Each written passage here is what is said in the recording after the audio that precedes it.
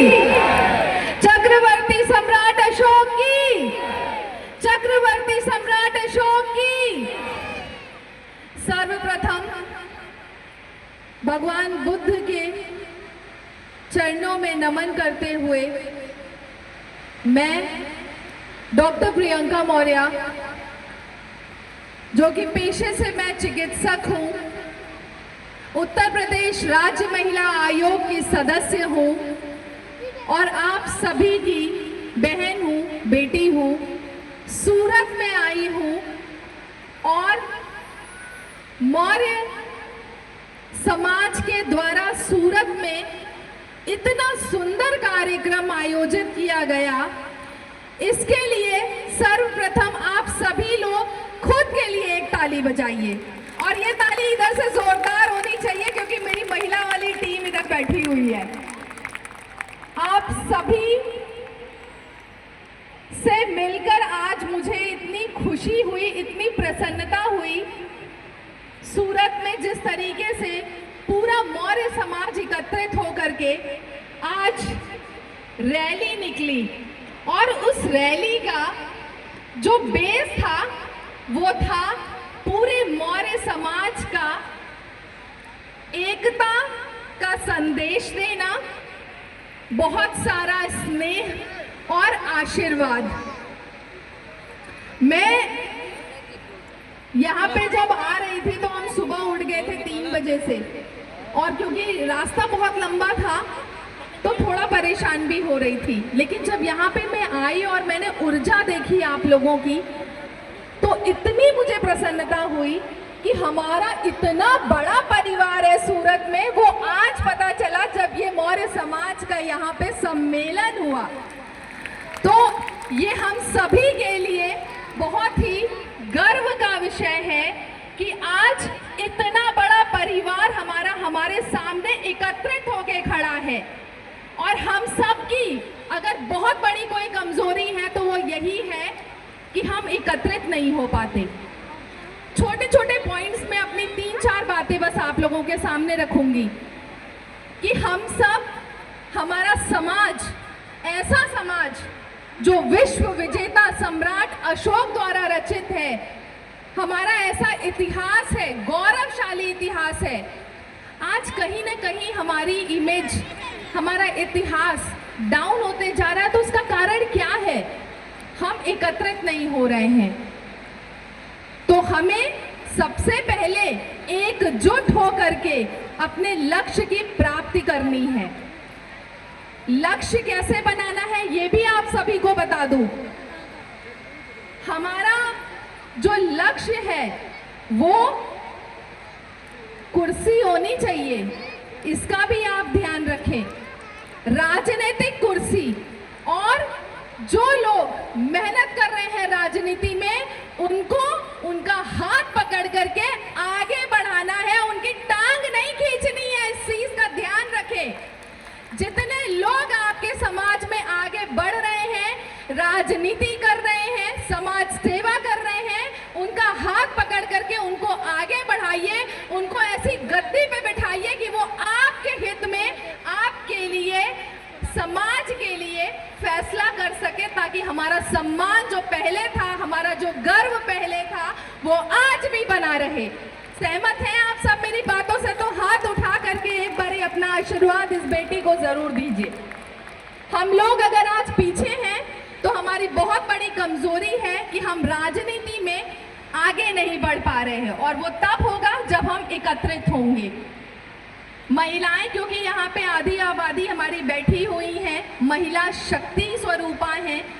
बड़े भाई, युवा साथी, मंचासीन, सभी प्रबुद्ध जन, आप सभी का अभिवादन करते हुए ये कहना जरूर चाहूंगी कि अपने घर की बहू, बेटी को खूब शिक्षा दें। क्योंकि जब एक महिला शिक्षित होती है तो वो सिर्फ अपने परिवार को नहीं, अपने प्रदेश को, अपने देश को, अपने राष्ट्र को आगे बढ़ाती है। इसलिए महिलाओं का पढ़ना और आगे बढ़ना अति आवश्यक है। और आप सभी महिलाओं से मेरा ये अनुरोध है, क्योंकि मैं राज्य महिला आयोग की सदस्य हूँ, निरंतर मेरे पास ऐसी बच्चियों पे, महिलाओं पे उत्पीड़न होता है। और परिवारजन क्या करते हैं? अपनी जिम्मेदारी निभाते हैं। और जिम्मेदारी कैसे निभाते हैं? बेटियों की शादी करके। लोगों को ये लगता है कि बेटी की शादी कर दो, हमारी जिम्मेदारी खत्म हो गई। आज आप लोगों को एक मंत्र दे देती हूँ कि अपनी बेटियों को उच्चतम शिक्षा दीजिए, और जब तक वो अपने पैर पे ना खड़ी हो जाए, जब तक उनको नौकरी ना मिल जाए, तब तक उनकी शादी मत करिए। जब वो अपने पैर पे खड़ी होंगी तब होगी आपकी जिम्मेदारी पूरी। तो अपनी बच्चियों को खूब पढ़ाइए, खूब लिखाइए। अभी एक भाई ने यहाँ पे कविता के माध्यम से कहा, क्योंकि मैं महिला आयोग की सदस्य हूँ, महिलाओं के लिए मैं कुछ सुन नहीं सकती, तो एक भाई ने अभी यहाँ पे कहा कि महिलाएं, लड़कियां जो गाने पे नाच रही हैं नचनिया की तरह, ऐसी चीजें बंद करें। भाई से मेरा बड़ा ही सप्रेम अनुरोध है कि सबसे पहले इस तरीके के शब्द का उपयोग अपने ही समाज की महिलाओं के लिए आप बंद करें। इस तरीके के शब्दों से आप महिलाओं को इंगित नहीं कर सकते। तो आगे से विशेषकर अगर राज्य महिला आयोग की सदस्य आपके सामने बैठी हो तब तो सम्मान दे ही दीजिएगा। और ये सबसे ज़्यादा ज़रूरी है कि महिलाओं का सिर्फ हक अधिकार ही नहीं, उनको पूरा सम्मान भी मिले, इसका सभी। देखिए, क्योंकि बहुत रात हो चुकी है, सब लोग अपना खाना वाना पे ध्यान सबका है, लेकिन ये जो कुछ पॉइंट्स हैं जो हमें आगे बढ़ाएंगे, इनका उचित ध्यान ज़रूर रखें। जीवन में आगे बढ़ने के लिए एक दूसरे का साथ ज़रूरी है। और क्योंकि मैं उत्तर प्रदेश लखनऊ से आप लोगों के बीच में आई हूँ, लखनऊ से, उत्तर प्रदेश से अपना परिवार बड़ा करने के लिए सूरत में जो यहाँ मेरी पूरी मौर्य शाक्य कुशवाहा सैनी की जो पूरी फैमिली है, आप लोगों से मिलने का मुझे अवसर प्राप्त हुआ। इसके लिए सूरत मौर्य समाज की पूरी टीम का हृदय से आभार व्यक्त करती हूँ। और साथ ही साथ आप सभी को बहुत शुभकामनाएं। आप सब जीवन में हर खुशियों को प्राप्त करें।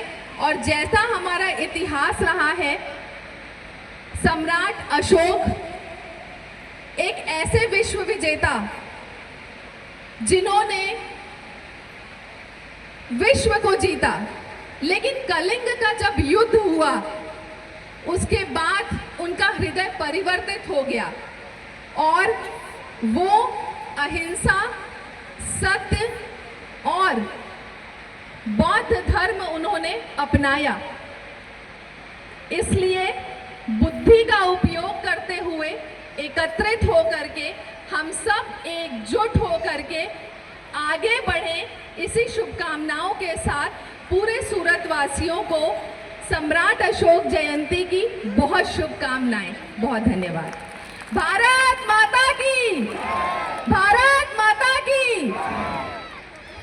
बहुत बहुत धन्यवाद।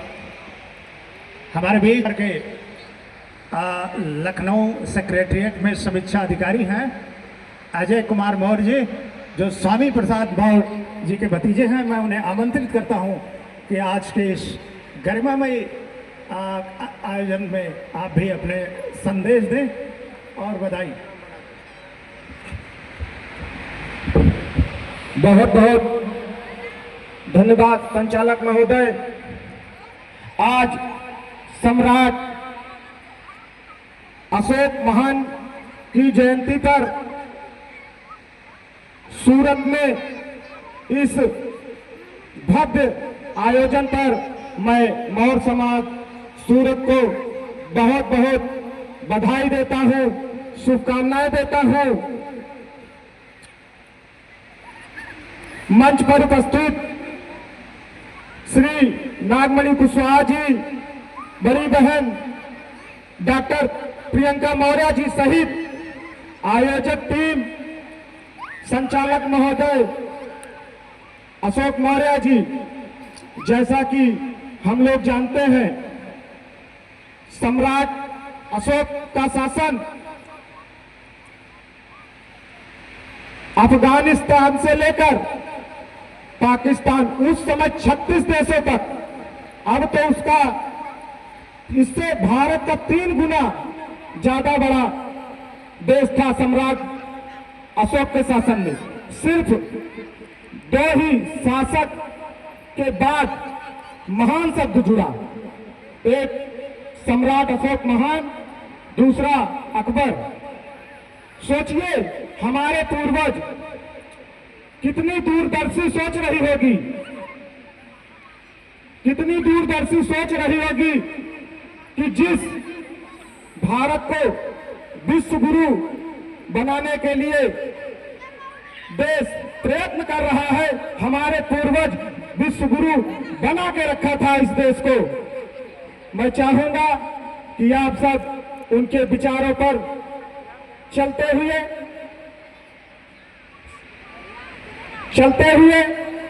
पुनः विश्व गुरु बनाए। और मैं आप सबका भी बहुत बहुत धन्यवाद, आभार प्रकट करता हूं कि समय काफी हो रहा है।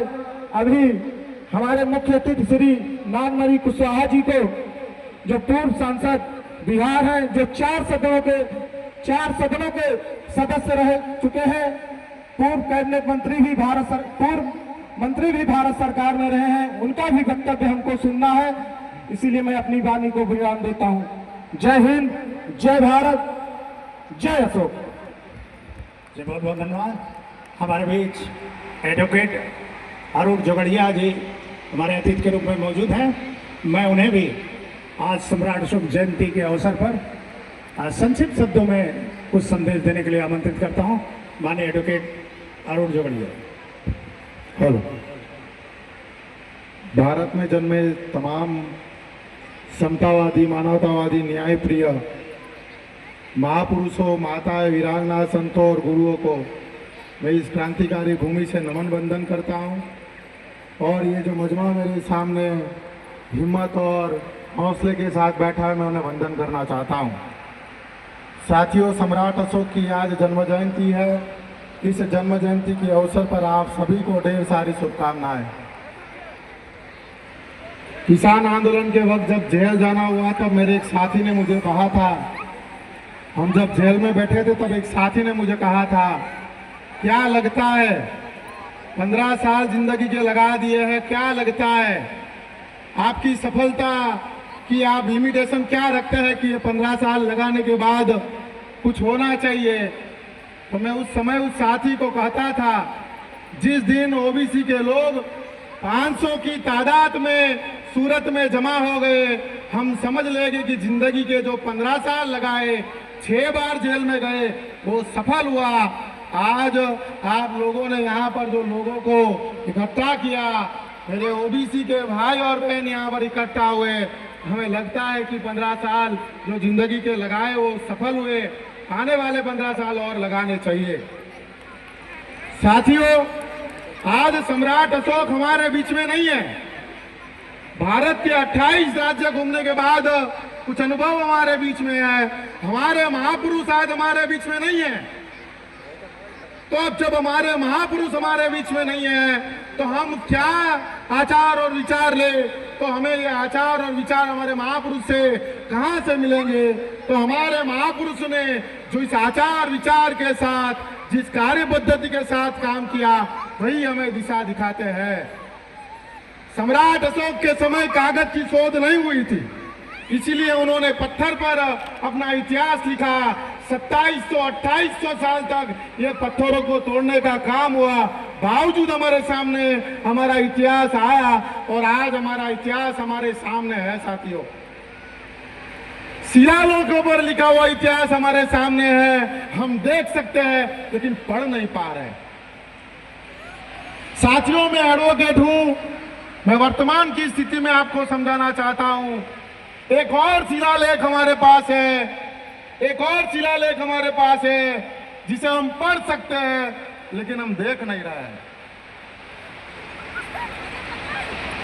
भारत का ये संविधान जो है एक और बड़ा शिलालेख है जिसे हम देख सकते हैं, पढ़ सकते हैं, लेकिन इसके साथ बड़ी नाइंसाफी ये हुई कि भारत के संविधान का दलितीकरण कर दिया गया। क्या कॉन्सेप्चुअल बनाए गए। मैं सूरत डिस्ट्रिक्ट कोर्ट में हमारे बहुत सारे ओबीसी के एडवोकेट मेरे साथ हैं। मैं जब बात करता हूं उनके दिमाग में ये रहता, अरे ये संविधान तो दलितों का संविधान है। साथियों, समय की अभाव है, दो चीज केवल आपके सामने रखना चाहता हूं। ये संविधान जो इसके अंदर मूल भावनाएं है, ये सम्राट अशोक से प्रेरित होकर ली गई, उस पर कुछ बातें आपके सामने रखना चाहता हूं। शिलालेख जो 7वां मिला, उड़ीसा से मिला, उसके अंदर कुछ बातें ये कही गई कि समाज की महिलाओं, बच्चों और वृद्धों का अधिकार उन्हें बहाल करना चाहिए और उनके अधिकारों की रक्षा करनी चाहिए। ये 7वें शिलालेख के अंदर, सम्राट अशोक के शिलालेख के अंदर ये लिखा मिला। वही चीज भारत के संविधान के अंदर 15(3) के अंदर कही गई कि पुरुषों और महिलाओं के बीच में भेदभाव नहीं किया जाएगा। अभी मेरी बहन ने यहां से जो बात कही, बड़ी गर्व की बात है। भारत के संविधान के अंदर महिलाओं को प्रतिनिधित्व देने की जो बात है, ये सम्राट अशोक से ली गई बात है। मैटरनिटी लीव की बात है, जब महिला काम करती है, वो उस गर्भावस्था में होती है, उसको मैटरनिटी लीव मिलती है। ये सम्राट अशोक के शिलालेख से ली गई बात है। आर्टिकल 21 में आपके बच्चे को 6 साल से लेकर 14 साल तक पढ़ने का जो अधिकार है, ये सम्राट अशोक के शिलालेख से लिया गया अधिकार है। वृद्धों को लिए पेंशन की जो अनुच्छेद 42 में कहा गया कि वृद्धों के लिए पेंशन होना चाहिए, ये भी शिलालेख के उससे चीज से लिया गया है। एक दो बात कहकर मैं अपनी बात खत्म करता हूं। एक आंध्र प्रदेश का जो शिलालेख है, उसके अंदर सम्राट अशोक ने यह चीज लिखी कि मेरे राज्य का कमजोर से कमजोर आदमी आकर भी मुझे राज्य चलाने की सलाह दे सकता है, चाहे मैं राजमहल में हूं या राजमहल के बाहर हूं। बोलने की आजादी, कमजोर से कमजोर व्यक्ति ताकतवर से ताकतवर व्यक्ति के सामने आंख डालकर बोल सकता है। यह सिद्धांत सम्राट अशोक ने दिया। भारत के संविधान में आर्टिकल 19 के अंदर वो दिया गया। तो साथियों, समय की कमी है, मैं आप सभी से 2 हाथ जोड़कर विनती करना चाहता हूं। अगर इसको पढ़ लिया, सम्राट अशोक की शासन को आप लोग पढ़ लेंगे। आप लोग जब यहां से निकलते हैं, डिवाइडर के बीच में जो पेड़ देखते हो, पेड़ जो डिवाइडर है उसके बीच में पेड़ होता है, ये भी सम्राट अशोक से ली गई चीज है। लास्ट में एक ही बात कहना चाहता हूं साथियों, आप लोगों की बहुत बड़ी मेहनत है। एक स्टोरी कहता हूं, बात खत्म करता हूं। साथियों, भीड़ जो होती है वो होश ले लेती है। होश चले जाने के बाद आदमी दिशाहीन हो जाता है। एक गांव था, उसके अंदर 2 बच्चे थे। एक बच्चा तैरना नहीं जानता था, वो तालाब में कूद गया। दूसरा बच्चा भी तैरना नहीं जानता था, वो उसको बचाने के लिए तालाब में कूदा, वो उसको बचा के लाया। वो जो तैरना नहीं जानता था, वो लड़का कूद के भी उसको बचा के लाया। तब ऐसे ही हमारे एक बुजुर्ग ने कहा, ये जो बड़ा लड़का तैरना नहीं जानता है, वो कूद के लाया है, इसका मरना तय है। लोग कहे कि बचा के लाया और ये कह रहे कि इसका मरना तय है, ये कैसे हो सकता है? बुजुर्ग ने कहा, इसने भावनाओं में आके छलांग लगाई, आज तालाब में बच गया, कल ये समंदर में कूदेगा, इसका डूबना तय है। साथियों, भावनाओं से कोई निर्णय नहीं लिया जाना चाहिए। आज आप लोगों के द्वारा ये जो बातें करी गई है, आप लोगों के द्वारा मजमा चला गया है, आप सभी को सैल्यूट है। युवाओं के लिए कबीर का एक दुआ के बाद खत्म करता हूं। कबीर ने कहा, कबीरा खड़ा बाजार में लिए लुकाती हाथ, जो घर फूके अपना चले हमारे साथ। आप लोगों ने यहाँ पर जो मुझे आमंत्रित किया, मेरे लोगों के बीच में समय दिया, लिए आभार। जय सम्राट। बहुत बहुत धन्यवाद। आपने वेलफेयर स्टेट की बात की। भारतीय संविधान में वेलफेयर स्टेट कहा गया, लोक कल्याणकारी राज्य की बात